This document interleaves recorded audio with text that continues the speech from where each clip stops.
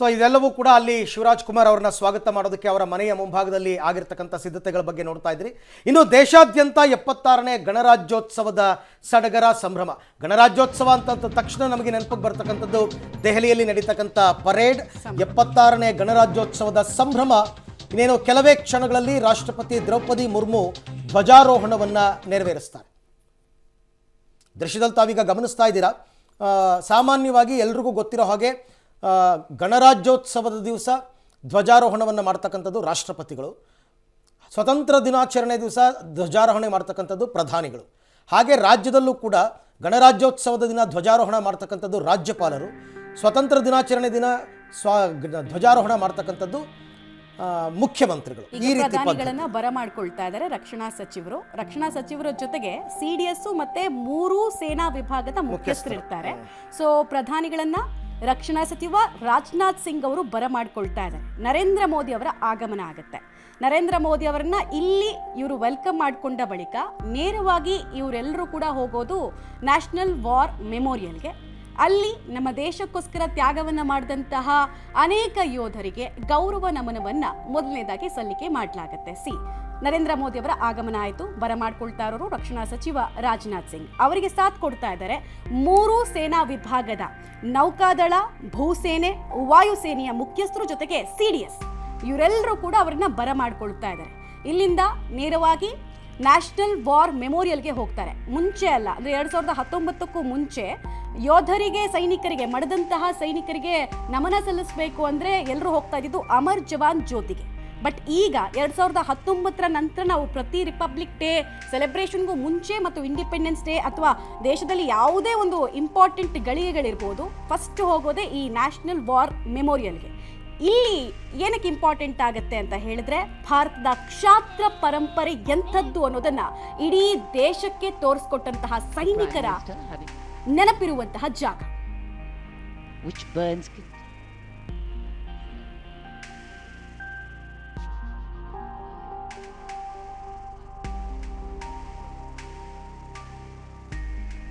And after that, the laying of the wreath by the Prime Minister will be a solemn tribute to those who for our today gave up their tomorrow. The circular wreath symbol. ದೃಶ್ಯದಲ್ಲಿ ತಾವೀಗ ಗಮನಿಸ್ತಾ ಇದ್ದೀರಾ. ಪ್ರಧಾನಿ ನರೇಂದ್ರ ಮೋದಿ, ರಕ್ಷಣಾ ಸಚಿವ ರಾಜನಾಥ್ ಸಿಂಗ್ ಜೊತೆಗೆ 3 ವಿಭಾಗದ ಮುಖ್ಯಸ್ಥರು ಎಲ್ಲರೂ ಕೂಡ ಈಗ ಸೈನಿಕರ ಸ್ಮಾರಕ, ಆಕ್ಚುಲಿ ಅದನ್ನು ರೆಡಿ ಮಾಡಿದ್ದು ಕೂಡ ಇವರೇನೆ. ಅದನ್ನು ಇವರ ಕಾಲಾವಧಿಯಲ್ಲೇ ಮಾಡಿದ್ದು. ಅದರಲ್ಲೂ ಪ್ರಮುಖವಾಗಿ ಕಾರ್ಗಿಲ್ ಯುದ್ಧದಲ್ಲಿ ಮಡಿದಂಥವರಿಗೆ ಒಂದು ಜಾಗವನ್ನು, ಸ್ಮಾರಕವನ್ನು ನಿರ್ಮಾಣ ಮಾಡಬೇಕು ಅಂತ ಮೊದಲ ಪ್ಲಾನ್ ಇತ್ತು. ಅದಾದ ನಂತರ ದೇಶಕ್ಕೋಸ್ಕರ ಹುತಾತ್ಮರಾದ ಎಲ್ಲರಿಗೂ, ಎಲ್ಲ ಸೈನಿಕರಿಗೂ, ಎಲ್ಲ ಯೋಧರಿಗೂ ನಾವು ಅಲ್ಲಿ ಜಾಗವನ್ನು ಕೊಡಬೇಕು ಅನ್ನೋ ಕಾರಣಕ್ಕೋಸ್ಕರ ಅವರು ಅಲ್ಲಿ ಆ ತಯಾರಿಯನ್ನು ಮಾಡಿಕೊಂಡು ಅದ್ಭುತವಾದಂತಹ ಒಂದು ಜಾಗವನ್ನು ತಗೊಂಡು ಹಾರ್ಟ್ ಆಫ್ ದಿ ಡೆಲ್ಲಿ, ರಾಜಧಾನಿಯಲ್ಲಿ ಆ ಯೋಧರ ಸ್ಮಾರಕವನ್ನು ನಿರ್ಮಾಣ ಮಾಡಿದ್ರು. ಅಲ್ಲಿ ಈಗ ಎಲ್ಲರೂ ಕೂಡ ಹೋಗಿ ಗೌರವ ವಂದನೆಯನ್ನು ಸಲ್ಲಿಸ್ತಾರೆ. ದೃಶ್ಯದಲ್ಲಿ ತಾವೀಗ ನೋಡ್ತಾ ಈಗ ನೀವು ಗಮನಿಸ್ತಾ ಇರುವಂತಹ ದೃಶ್ಯ ಇದೆಯಲ್ಲ, ನರೇಂದ್ರ ಮೋದಿ ಅವರು ಅಲ್ಲಿ ಅಮರ್ ಜವಾನ್ ಜ್ಯೋತಿ ಅಂತ ಇದೆಯಲ್ಲ, ಅಲ್ಲಿ ಗೌರವ ನಮನವನ್ನ ಸಲ್ಲಿಸ್ತಾ ಇರೋದು. ಮತ್ತೆ ನೀವು ಸುತ್ತಮುತ್ತ ಜಾಗವನ್ನು ಗಮನಿಸಿ ಒಂದ್ಸಲ. ಇಲ್ಲಿ ಭಾರತಕ್ಕೆ ಸ್ವಾತಂತ್ರ್ಯ ಸಿಕ್ಕ ನಂತರ ಎಷ್ಟು ಜನ ಯೋಧರ ಬಲಿದಾನ ಆಗಿದೆ, ಎಷ್ಟು ಯುದ್ಧಗಳಾಗಿದೆಯಲ್ಲ, ಪ್ರತಿ ಹುತಾತ್ಮ ಯೋಧರ ಹೆಸರನ್ನ ಕೆತ್ತನೆ ಮಾಡಲಾಗಿದೆ. ಬಹಳ ಪಾವಿತ್ರ್ಯತೆ ಭಾರತದ ಮಟ್ಟಿಗೆ ಇರುವಂತಹ ಜಾಗ ಅದು. ಅಲ್ಲಿ 2 ನಿಮಿಷಗಳ ಮೌನಾಚರಣೆಯನ್ನ ಈಗ ಮಾಡ್ತಾರೆ. ಆ ಮೂಲಕ ಗೌರವ ನಮನವನ್ನು ಸಲ್ಲಿಸ್ತಾರೆ. ಪ್ರತಿ ರೆಜಿಮೆಂಟ್ ನ ಹೆಸರನ್ನ ಕೂಡ ಕೆತ್ತಿದ್ದಾರೆ. ಯಾವ ಯೋಧರು ಯಾವ ರೆಜಿಮೆಂಟ್ಗೆ ಸೇರಿದವರು, ಯಾವ ವಾರ್ಡ್ನಲ್ಲಿ ಅವರು ಹುತಾತ್ಮರಾದ್ರು ಅನ್ನೋದನ್ನೆಲ್ಲ ಅಲ್ಲಿ ಉಲ್ಲೇಖಿಸಿದ್ದಾರೆ. ರಾಷ್ಟ್ರೀಯ ಯುದ್ಧ ಸ್ಮಾರಕದಲ್ಲಿ ಮಡಿದ ವೀರ ಯೋಧರಿಗೆ, ಹುತಾತ್ಮರಾದಂಥವರಿಗೆ ಗೌರವವನ್ನು ಸಲ್ಲಿಸುವಂತಹ ದಿನ ಅದು ಗಣರಾಜ್ಯೋತ್ಸವ ಮತ್ತು ಸ್ವಾತಂತ್ರ್ಯೋತ್ಸವದ ದಿವಸದಲ್ಲಿ. ಇವತ್ತೊಂದು ದಿವಸದಲ್ಲೂ ನಾವು ಅವ್ರನ್ನ ನೆನಪಿಸ್ಕೊಳ್ಳಿಲ್ಲ, ಅವ್ರನ್ನ ಸ್ಮರಿಸಲಿಲ್ಲ ಅಂತಂದರೆ ಅದಕ್ಕೆ ಅರ್ಥನೇ ಇರಲ್ಲ. ರಾಷ್ಟ್ರೀಯ ಯುದ್ಧ ಸ್ಮಾರಕವನ್ನು ಈ ಥರ ಸ್ಥಾಪಿಸಬೇಕು ಅಂತಕ್ಕಂಥ ಆಲೋಚನೆ ಬಂದಿದ್ದು ಅದಕ್ಕೋಸ್ಕರನೇ. ಎಲ್ಲೆಲ್ಲೋ ಸ್ಮಾರಕಗಳನ್ನ ನಿರ್ಮಾಣ ಮಾಡೋದಕ್ಕಿಂತ ಆಲ್ ಅಂಡರ್ ಒನ್ ರೂಫ್ ಅಂತಾರಲ್ಲ, ಹಾಗಾಗಿ ಎಲ್ಲವೂ ಕೂಡ ಒಂದು ಕಡೆ ಹೋದಾಗ ಪ್ರತಿಯೊಬ್ಬರನ್ನೂ ನೆನಪಿಸಿಕೊಳ್ಳಬೇಕಾದಂತಹ ಜಾಗ. ಇತ್ತೀಚೆಗೆ ದೆಹಲಿಗೆ ಯಾರು ಪ್ರವಾಸಕ್ಕೆ ಹೋದರೆ ಈ ಜಾಗಕ್ಕೆ ಹೋಗಲಿಲ್ಲ ಅಂತಂದರೆ ಅವ್ರು ಏನೋ ಮಿಸ್ ಮಾಡಿಕೊಂಡ್ರು ಅಂತ ಅರ್ಥ. ಅಷ್ಟು ಅದ್ಭುತವಾದ ಸ್ಥಳ ರಾಷ್ಟ್ರೀಯ ಯುದ್ಧ ಸ್ಮಾರಕ. ನಮ್ಮ ಇಷ್ಟು ವಿಶಾಲವಾದ ಪ್ರಜಾಪ್ರಭುತ್ವ ರಾಷ್ಟ್ರದಲ್ಲಿ ದೇಶಕ್ಕೋಸ್ಕರ ತ್ಯಾಗ ಬಲಿದಾನಗಳಾಗಿದ್ದು ಸ್ವತಂತ್ರ ಪೂರ್ವದಲ್ಲಿ ಮತ್ತು ಸ್ವತಂತ್ರ ನಂತರ ನಡೆದ ಯುದ್ಧಗಳಾಗಿರಬಹುದು ಅಥವಾ ಉಗ್ರ ದಾಳಿಗಳಾಗಿರಬಹುದು, ಬೇರೆ ಬೇರೆ ಕಾರಣಗಳಿಂದ ಮಡಿದಂತಹ, ಸಾವನ್ನಪ್ಪಿದ ವೀರ ಯೋಧರನ್ನು ಸ್ಮರಿಸುವಂತಹ ಬೃಹತ್ ಜಾಗ ಇದು. ರಾಷ್ಟ್ರ ರಾಜಧಾನಿಯಲ್ಲಿ ನಿರ್ಮಾಣ ಆಗಿರ್ತಕ್ಕಂಥ ರಾಷ್ಟ್ರೀಯ ಯುದ್ಧ ಸ್ಮಾರಕ. ಆ ಯುದ್ಧ ಸ್ಮಾರಕಕ್ಕೆ ಬಂದು ಇವತ್ತು ಪ್ರಧಾನಿ ಮೋದಿಯವರು ಮಡಿದ ವೀರ ಯೋಧರಿಗೆ ಅವರನ್ನು ಸ್ಮರಿಸುವಂತಹ ಕೆಲಸ, ಜೊತೆಗೆ ಮೌನಾಚರಣೆಯ ಮೂಲಕ ಅವರನ್ನು ನೆನಪಿಸಿಕೊಳ್ಳುವಂತಹ ಕೆಲಸ ಕಾರ್ಯಗಳು ಈಗ ಆಗ್ತಾ ಇರ್ತಕ್ಕಂಥದ್ದನ್ನು ಗಮನಿಸ್ತಾ ಇದ್ದೀರಾ. ಇಲ್ಲಿಂದ ಮುಂದಕ್ಕೆ ಅವರು ಕೆಂಪುಕೋಟೆಗೆ ತೆರಳುತ್ತಾರೆ. ಸಾಮಾನ್ಯವಾಗಿ ಈ ಪದ್ಧತಿಯನ್ನು ಮೊದಲಿಂದನೂ ಕೂಡ ರೂಢಿಸ್ಕೊಂಡು ಬಂದಿರತಕ್ಕಂಥದ್ದು. ರಾಜ್ಘಾಟ್ಗೆ ಹೋಗ್ತಾ ಇದ್ರು, ಅದು ಸ್ವಾತಂತ್ರ್ಯೋತ್ಸವದ ದಿವಸ ರಾಷ್ಟ್ರಪಿತನಿಗೆ ಗೌರವ ಸಮರ್ಪಣೆ ಮಾಡೋದಕ್ಕೆ, ಮತ್ತು ಈಗ ಇಂಡಿಪೆಂಡೆನ್ಸ್ ಡೇ ಮತ್ತು ರಿಪಬ್ಲಿಕ್ ಡೇ ಎರಡರಲ್ಲೂ ಬೇರೆ ಬೇರೆ ಸ್ವಲ್ಪ ವಿಭಿನ್ನವಾದ ಆಚರಣೆ ಇರುತ್ತೆ. ಗಣರಾಜ್ಯೋತ್ಸವದ ದಿವಸ ರಾಷ್ಟ್ರೀಯ ಯುದ್ಧ ಸ್ಮಾರಕಕ್ಕೆ ಬಂದು ಅಲ್ಲಿ ಇರ್ತಕ್ಕಂಥ ಸ್ಮಾರಕಕ್ಕೆ ಗೌರವ ವಂದನೆಯನ್ನು ಸಲ್ಲಿಸಿ ಈಗ ಅಲ್ಲಿಂದ ಪ್ರಧಾನಿ ಮೋದಿಯವರು ನಿರ್ಗಮಿಸ್ತಾರೆ.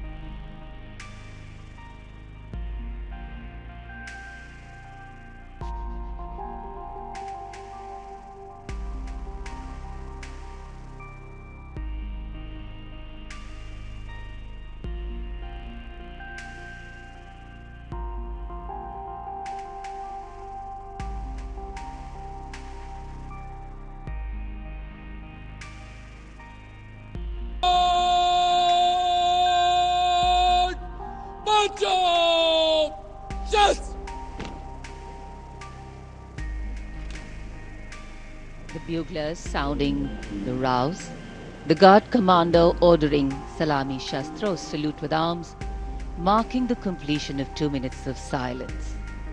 Silence, quiet, still. 2 ನಿಮಿಷಗಳ ಮೌನಾಚರಣೆಯ ಬಳಿಕ ಈಗ ರಾಷ್ಟ್ರೀಯ ಯುದ್ಧ ಸ್ಮಾರಕದಿಂದ ಪ್ರಧಾನಿ ಮೋದಿಯವರು ತೆರಳುತ್ತಾ ಇರತಕ್ಕಂಥ ದೃಶ್ಯವನ್ನು ತಾವೀಗ ಗಮನಿಸ್ತಾ ಇದ್ದೀರಾ. ಪ್ರಧಾನಿ ಮೋದಿಯವರು ಇವತ್ತು ಅವರ ಕಾರ್ಯಕ್ರಮಗಳ ಪಟ್ಟಿಯಲ್ಲಿ ರಾಷ್ಟ್ರೀಯ ಯುದ್ಧ ಸ್ಮಾರಕದ ಭೇಟಿ ಅದು ಯಾವಾಗಲೂ ಕೂಡ ನಿಗದಿಯಾಗಿರುತ್ತೆ. ಮತ್ತು ಈ ಸರ್ಕಾರದಲ್ಲಿ ಈ ರೀತಿ ಹುತಾತ್ಮ ಯೋಧರಿಗೆ ಅವರನ್ನು ಸ್ಮರಿಸುವಂತಹ ಮತ್ತು ಅವರನ್ನು ನೆನಪಿಸಿಕೊಳ್ಳುವಂತಹ ಕೆಲಸ ಕಾರ್ಯಗಳು ಹೆಚ್ಚಿನ ಪ್ರಮಾಣದಲ್ಲಿ ಆಗ್ತಾ ಇದೆ. ಅದಕ್ಕೆ ಸಾಕ್ಷಿನೇ ಈ ರಾಷ್ಟ್ರೀಯ ಯುದ್ಧ ಸ್ಮಾರಕ. ಈಗ ಅಲ್ಲಿಂದ ಪ್ರಧಾನಿ ಮೋದಿಯವರು ನಿರ್ಗಮಿಸ್ತಾ ಇರ್ತಕ್ಕಂಥದ್ದನ್ನು ಗಮನಿಸ್ತಾ ಇದ್ದೀರಾ. ಮಿನಿಟ್ ಟು ಮಿನಿಟ್ ಪ್ರೋಗ್ರಾಮ್ ಇರುತ್ತೆ ಮೋದಿ ಅವರದ್ದು. ಇಷ್ಟು ನಿಮಿಷಕ್ಕೆ ಇಂಥ ಕಡೆಗೆ ಬರಬೇಕು, ಇಷ್ಟು ಗಂಟೆಗೆ ನಿರ್ಗಮಿಸಬೇಕು ಅಂತಂದ್ಬಿಟ್ಟು ಅದರ ಪ್ರಕಾರ ಈಗ 10:30 ವೇಳೆಗೆ ಪ್ರಧಾನಿ ಮೋದಿಯವರು ಕೆಂಪುಕೋಟೆಯಲ್ಲಿ ರೆಡಿ ಇರಬೇಕಂದ್ರೆ ರಾಷ್ಟ್ರಪತಿಗಳನ್ನು ರಿಸೀವ್ ಮಾಡ್ಕೋಬೇಕಲ್ಲ. ರಾಷ್ಟ್ರಪತಿಗಳು ಅಲ್ಲಿಗೆ ಆಗಮಿಸಬೇಕಾದ್ರೆ ನೋಡಿ, ಪ್ರಧಾನಮಂತ್ರಿಗಳನ್ನು ಸ್ವಾಗತಿಸೋದಕ್ಕೆ ಇವರು ರಕ್ಷಣಾ ಸಚಿವರು ಬಂದಿರ್ತಾರೆ. ರಾಷ್ಟ್ರಪತಿಗಳನ್ನು ಖುದ್ದು ಪ್ರಧಾನಿನೇ ಸ್ವಾಗತ ಮಾಡ್ತಾರೆ. ಪ್ರಧಾನಿಗಳ ಜೊತೆಯಲ್ಲಿ ಅವರ ಸಂಪುಟದ ಕೆಲವು ಸಹೋದ್ಯೋಗಿಗಳು ಕೂಡ ಬಂದಿರ್ತಾರೆ. ಇವರು ರಕ್ಷಣಾ ಸಚಿವರು ಕೂಡ ಇರ್ತಾರೆ. ಈಗ ಅಲ್ಲಿಂದ ಅವರು ನಿರ್ಗಮಿಸ್ತಾ ಇರ್ತಕ್ಕಂಥ ದೃಶ್ಯವನ್ನು ಗಮನಿಸ್ತಾ ಇದೆ.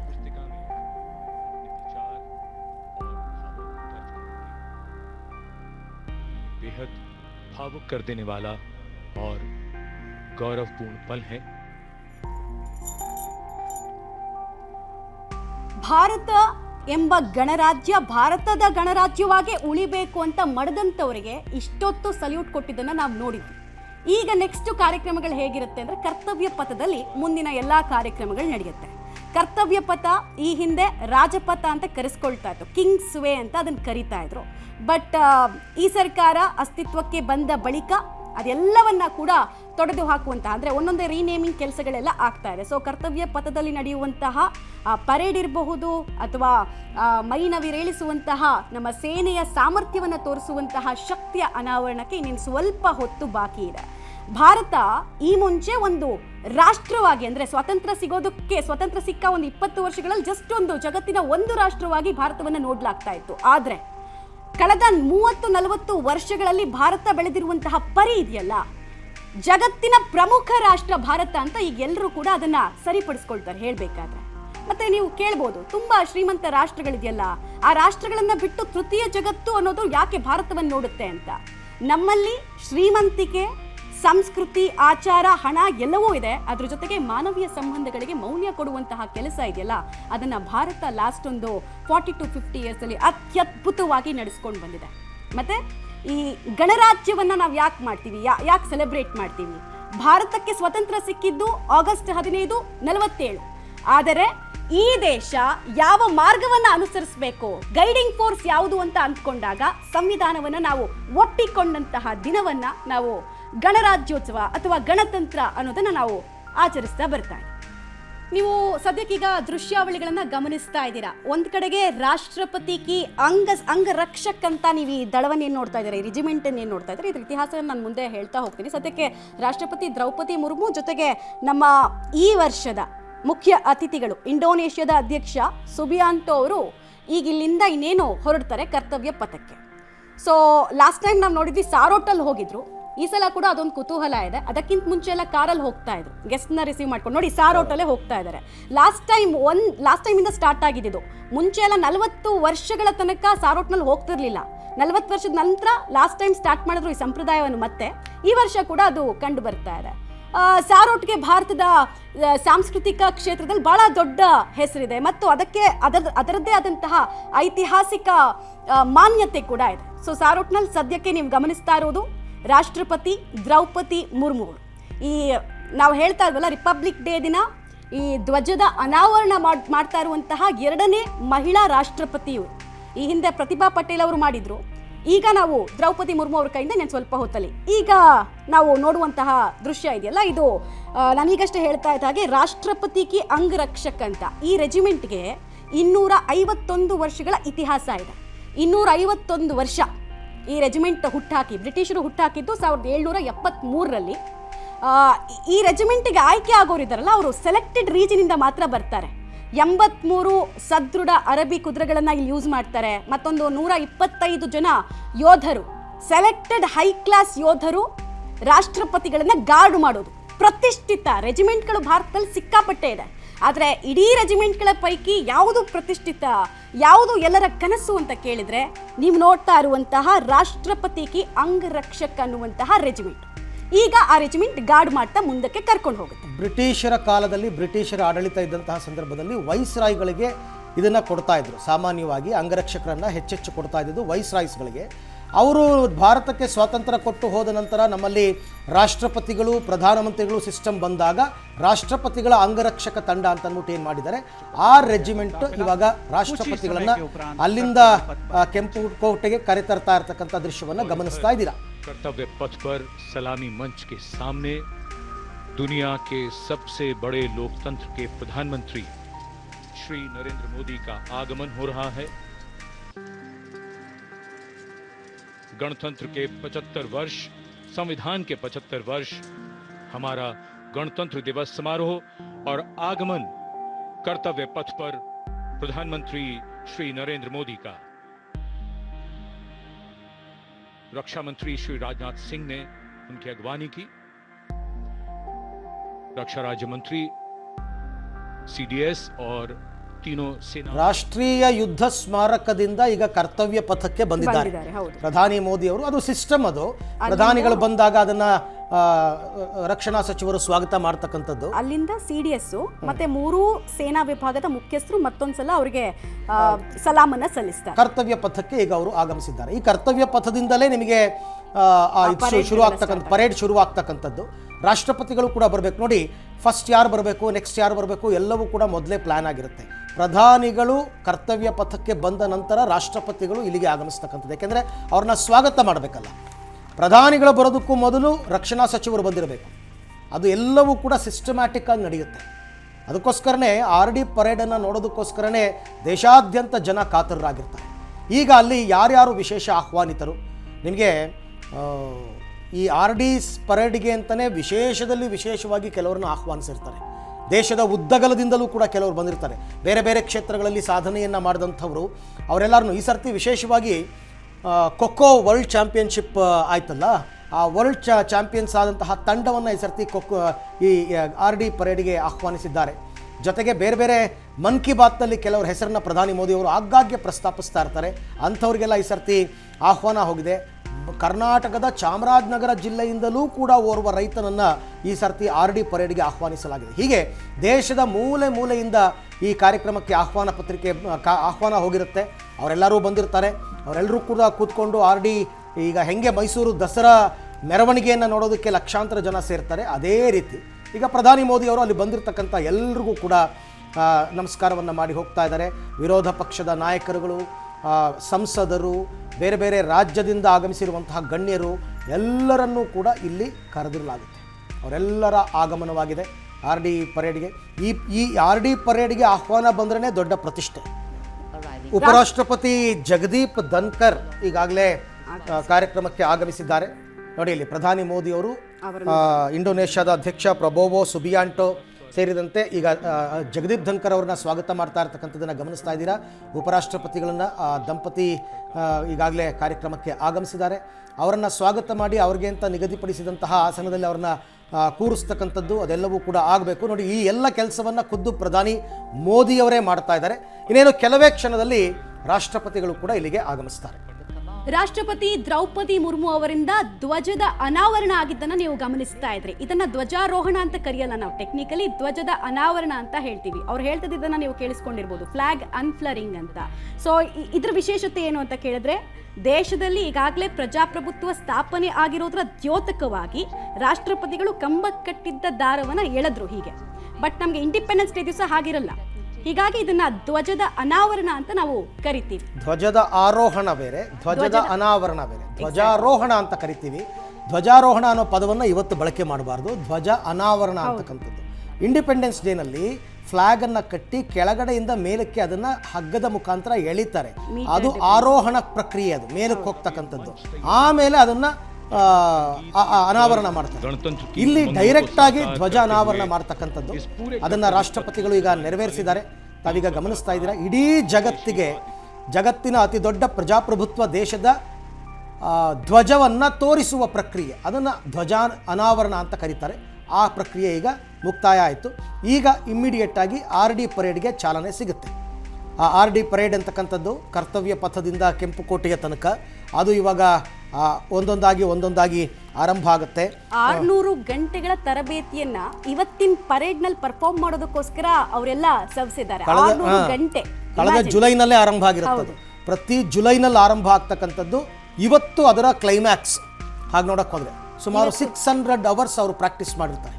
ಸಾಂಪ್ರದಾಯಿಕ ವಾದ್ಯಗಳೊಂದಿಗೆ ರಾಷ್ಟ್ರಪತಿಗಳಿಗೆ ಗೌರವ ನಮನ ಸಲ್ಲಿಸಿದ್ರು. ಈಗ ನೀವು ನೋಡ್ತಾ ಇರುವಂತಹ ದೃಶ್ಯ ಇದೆಯಲ್ಲ, ಇದು ಮಿಗ್ 17 ಇಂದ ಪುಷ್ಪ ವೃಷ್ಟಿ ಆಗ್ತಾ ಇದೆ.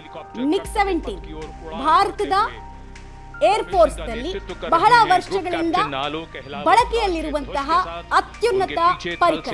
ಧ್ವಜ के साथ wing commander Shailendra Singh, wing commander Rohit Tiwari भारतीय नौसेना के ध्वज के साथ और विंग कमांडर विनय भारतीय वायुसेना के ध्वज के साथ उड़ान भरते हुए धरती आकाश सब ओर उत्साह के रंग।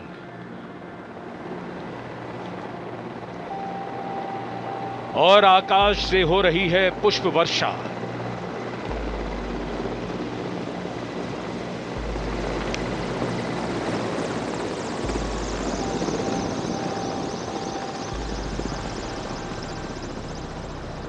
भव्य प्रारंभ गणतंत्र दिवस परेड का। गतिविधियां जमीन में और आकाश पर। Kartavya Path, red and gold with the musical instruments and the players, and the pale blue sky, a beautiful backdrop for the red and gold that's showering from the sky. The showering of flower petals, customary, traditional, ceremonial and auspicious. ನಿಮಗೆ ಈ ರಾಷ್ಟ್ರ ಏನು ಕರ್ತವ್ಯ ಪಥದಲ್ಲಿ ನಡೀತಕ್ಕಂಥ ಈ ಮೆರವಣಿಗೆ ಏನಿದೆಯಲ್ಲ, ಈ ಆಕರ್ಷಕವಾದಂಥದ್ದು, ಇದರಲ್ಲಿ ನಿಮಗೆ ನಮ್ಮ ದೇಶದ ಸೇನಾ ಶಕ್ತಿಯ ಅನಾವರಣ ಆಗುತ್ತೆ. ಆಮೇಲೆ ಇದಕ್ಕೊಂದು ರನ್ ಆರ್ಡರ್ ಅಂತ ಇರುತ್ತೆ. ಯಾವುದಾದ ನಂತರ ಯಾವುದು ಬರಬೇಕು, ಎಷ್ಟು ನಿಮಿಷಗಳಲ್ಲಿ ಅದು ಕ್ರಮಿಸಬೇಕು, ಕರ್ತವ್ಯ ಪಥದಿಂದ ರೆಡ್ ಫೋರ್ಟ್ ಅಂತಂದರೆ ಕೆಂಪು ಕೋಟೆ ತನಕ ಎಷ್ಟು ನಿಮಿಷಕ್ಕೆ ಹೋಗಬೇಕು, ಯಾವ ಸ್ಪೀಡ್ನಲ್ಲಿ ಹೋಗಬೇಕು, ಮತ್ತು ಪ್ರತಿಯೊಂದಕ್ಕೂ ಕೂಡ ಅರ್ಥ ಇರುತ್ತೆ. ಯಾರ್ಯಾರು ಹೋಗ್ತಾ ಇದ್ದಾರೆ, ಏನು ಎತ್ತ, ಯಾತಕ್ಕೋಸ್ಕರ ಇದಿದೆ ಅಂತಂದ್ಬಿಟ್ಟು. ಒಟ್ಟಾರೆ ಈ ಮೆರವಣಿಗೆ ವಿಜಯ್ ಚೌಕ್ನಿಂದ ಆರಂಭ ಆಗಿರ್ತಕ್ಕಂಥದ್ದು, ಕರ್ತವ್ಯ ಮಾರ್ಗದ ಮುಖಾಂತರ ಕೆಂಪುಕೋಟೆ ಹೋಗ್ತಕ್ಕಂಥದ್ದು. 300 ಜನ ಕಲಾವಿದರೊಂದಿಗೆ ಆರಂಭ ಆಯ್ತಲ್ಲ ಈಗ ತಾನೇ ಮಂಗಳವಾದ್ಯಗಳೊಂದಿಗೆ. ಶುಭ ಕಾರ್ಯಕ್ರಮಗಳು ಯಾವಾಗಲೂ ಮಂಗಳವಾದ್ಯಗಳೊಂದಿಗೆ ಆರಂಭ ಆಗ್ತಕ್ಕಂಥದ್ದು ಆರಂಭ ಆಯಿತು. ನಂತರ 18 ಕವಾಯತು ತಂಡಗಳು, 15 ಬ್ಯಾಂಡ್ಗಳು, 31 ಟ್ಯಾಬ್ಲೋಗಳು ಒಟ್ಟು ಈ ಸರ್ತಿ ಈ RD ಪರೇಡ್ನಲ್ಲಿ ಭಾಗಿಯಾಗ್ತಾ ಇರತಕ್ಕಂಥದ್ದನ್ನು ಗಮನಿಸ್ತಾ ಇದ್ದೀರಾ. ಸಂವಿಧಾನದ ಮುಖ್ಯಸ್ಥರಾಗಿರ್ತಕ್ಕಂಥ ರಾಷ್ಟ್ರಪತಿಗೆ ಗೌರವ ವಂದನೆಯನ್ನು ಸಲ್ಲಿಸುವ ಮುಖಾಂತರ ಈ ಮೆರವಣಿಗೆ ಈಗ ಆರಂಭ ಆಗಿದೆ. ಒಟ್ಟು 5,000 ಕಲಾವಿದರು ಇವತ್ತಿನ ಈ ಕಾರ್ಯಕ್ರಮದಲ್ಲಿ ಭಾಗಿಯಾಗಿದ್ದಾರೆ. ನಮ್ಮ ಗಣರಾಜ್ಯೋತ್ಸವ ಆರಂಭ ಆದಾಗಿಂದ ಇಲ್ಲಿ ತನಕ 50ನೇ ಇಸ್ವಿಯಿಂದ ಇಲ್ಲಿ ತನಕ 3 ಬಾರಿ ಮಾತ್ರ ವಿದೇಶಿ ಗಣ್ಯರನ್ನು ಕರೆಸಿಲ್ಲ. ಅದರ್ವೈಸ್ ಪ್ರತಿ ವರ್ಷವೂ ಕೂಡ ವಿದೇಶಿ ಗಣ್ಯರು ಒಬ್ಬರಲ್ಲ ಒಬ್ಬರು ಬರ್ತಾನೇ ಇರ್ತಾರೆ. नेशनल डिफेंस एकेडमी और इंडियन मिलिट्री एकेडमी देहरादून के पूर्व छात्र मेजर जनरल सुमित मेहता सन 2010 में विशिष्ट सेवा मेडल से अलंकृत आज की परेड के परेड उप commander major general Sumit Mehta.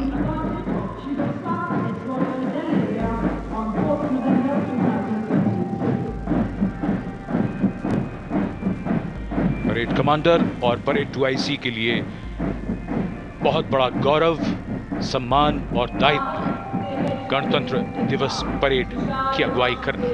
ನೀವು ದೃಶ್ಯಾವಳಿಗಳಲ್ಲಿ ಗಮನಿಸ್ತಾ ಇದ್ದೀರಲ್ಲ, ಸುಬೇದಾರ್ ಮೇಜರ್ ಯೋಗೇಂದ್ರ ಯಾದವ್ ಬಗ್ಗೆ ಅವರಲ್ಲಿ ಹೇಳ್ತಾ ಇದ್ರು. ಯೋಗೇಂದ್ರ ಯಾದವ್ ಯಾರು ಕೇಳಿದ್ರೆ, ಕಾರ್ಗಿಲ್ ವಾರ್ನಲ್ಲಿ ಇವ್ರ ಹೊಟ್ಟೆನಲ್ಲಿ 16 ಸುತ್ತು ಬುಲೆಟ್ ಬಿದ್ದಿತ್ತಂತೆ. 16 ಸುತ್ತು ಬುಲೆಟ್.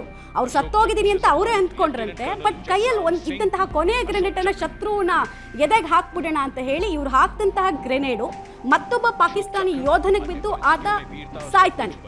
ಸೊ ಆ ಮಾರಣಾಂತಿಕ ಸಂದರ್ಭದಲ್ಲೂ ಭಾರತದ ನೆಲವನ್ನ ಪಾಕಿಸ್ತಾನಿಯರಿಂದ ಇವ್ರು ಹೇಗೆ ರಕ್ಷಿಸಿದ್ರು ಅನ್ನೋದಕ್ಕೆ ಒಂದು ದಂತಕಥೆ. ದಂತಕಥೆ.